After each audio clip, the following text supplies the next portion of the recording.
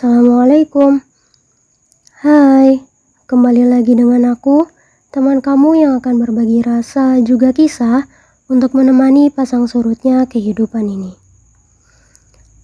Aku ingin mengucapkan selamat untuk kamu karena sudah berhasil melewati tahun-tahun sebelumnya yang penuh tawa dan air mata. Juga semangat untuk hari-hari ke depannya. Aku akan membuka podcast di tahun ini dengan salah satu keresahanku juga yang masih berkaitan erat dengan diriku. Saat pertama kali mendapatkan suatu prestasi atau penghargaan, kita senang dan tak sedikit dari orang tua kita membagikan momen bahagia ini dengan orang lain, baik itu kerabat dekat, tetangga, atau bahkan teman. Sebaliknya, ketika kita berada di bawah atau mengalami keterpurukan, mereka menutupinya. Ada juga yang diisolasi dari dunia luar. Salah satu contoh yang membuatku geram ketika seseorang yang sakit, tapi dianggap aib hingga menghambat pemulihan dan penyembuhannya. Sah-sah saja jika tidak ingin membagikan hal yang bersifat pribadi. Tapi bukankah setelah berdoa memohon petunjuk kepada Allah, kita pun harus ikhtiar berusaha menjemput petunjuk itu. Ketika gigi kita sakit, tentu kita pergi ke dokter gigi.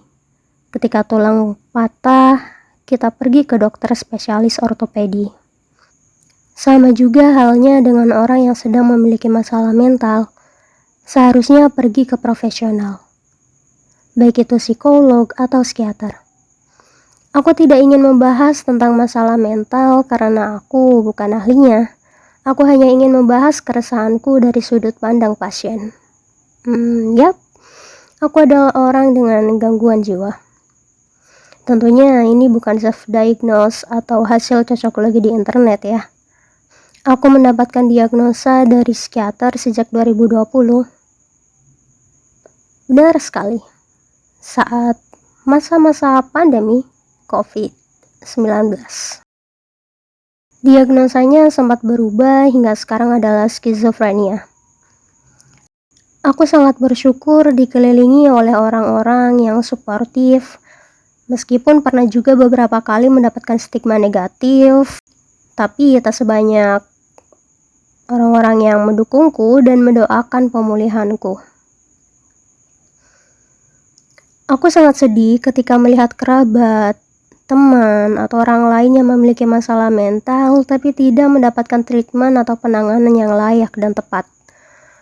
Meskipun edukasi kesehatan mental saat ini sudah gencar dilakukan oleh para ahli, tapi di beberapa tempat masih ada keluarga yang enggan bahkan malu jika membawa anggota keluarganya yang memiliki masalah mental tadi pergi ke psikiater atau psikolog.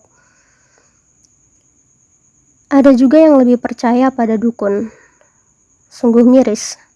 Selain bertentangan dengan ajaran agama Islam, menurutku itu justru bisa memperparah keadaan. Sebenarnya aku pun pernah disangka kerasukan jin karena perubahan perilaku yang drastis. Padahal saat itu aku pun memiliki halusinasi penglihatan. Bahkan ada teman yang mengatakan bahwa aku diikuti oleh sosok astral yang kebetulan sama dengan halusinasiku. Tapi aku memilih percaya bahwa ada yang salah dengan diriku dan segera pergi ke psikiater. Seperti fisik, setiap orang memiliki jiwa yang harus dijaga kesehatannya juga. Sadar akan pentingnya kesehatan jiwa sangatlah penting karena jiwa dan fisik saling berhubungan. Jika salah satunya sakit, maka yang lain pun akan merasakannya. Itulah yang aku alami selama ini. Yang jadi masalah saat yang bersangkutan tidak sadar bahwa ada yang salah dengan dirinya. Maka dari itu, kita perlu saling menengok keadaan orang terdekat kita tanpa melupakan kondisi kita sendiri.